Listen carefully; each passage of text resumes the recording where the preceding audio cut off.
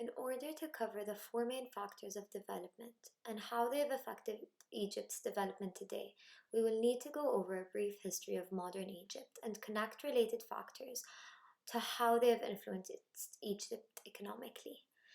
Egypt is currently the third most populated country in Africa and has a land size of approximately 990,000 kilometers square. Due to their location in the tropics, only 3.6% of Egypt's land can be used for agriculture, contributing to one of its largest exports, cotton. In addition, within their vast desert land, Egypt also extracts and exports petroleum and other minerals and chemical products. With direct access to ownership of the Suez Canal that carries $3 to $9 billion of cargo value per day, Egypt has the structure and potential of being a developed country based on their geography and factor endowments. However, due to their values and institutions, Egypt has found itself engulfed in economic stagnation, instability, and foreign dependency.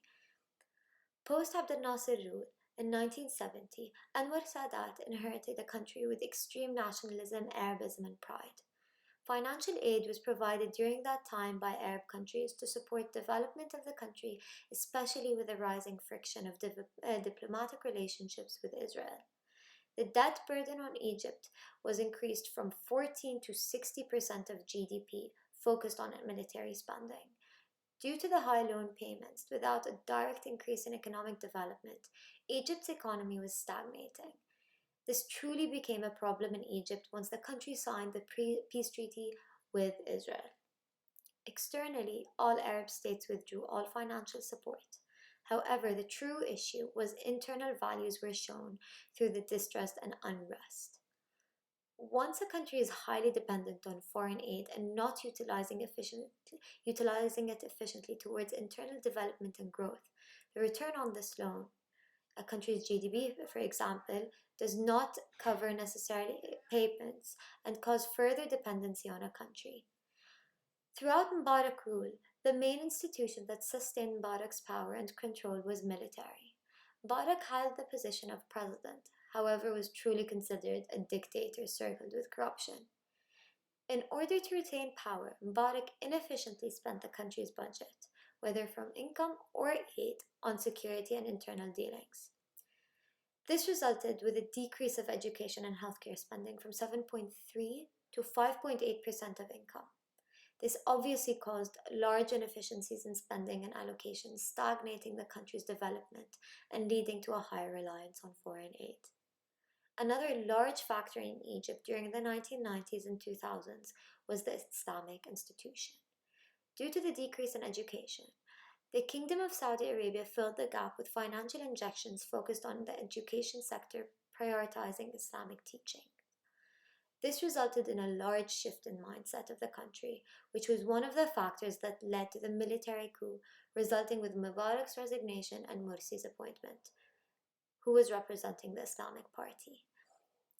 This created internal financial issues since further debt was required. However, interest payments are considered exploitative and frowned upon in Islam. From 2011 to 2014, Egypt was under four different leaderships. This revolution's main cause was the lack of democratic and transparent institutions and aid spending within Egypt. Once Sisi, the current Egyptian ruler, was appointed in 2014, he inherited all loans and economic spending inefficiencies of his predecessors. In 2016, in order to attempt to recover the Egyptian economy, Egypt signed on a loan with the IMF, with stipulations, a tied loan, hoping for it to expedite the Egyptian development's growth. This turned for the worse when the whole world watched the Egyptian pound plummet, losing its value, hoping for a long-term return. The issue here was with the stipulations in place. The IMF assumed a certain growth for the Egyptian economy to be able to afford installments while still developing the country.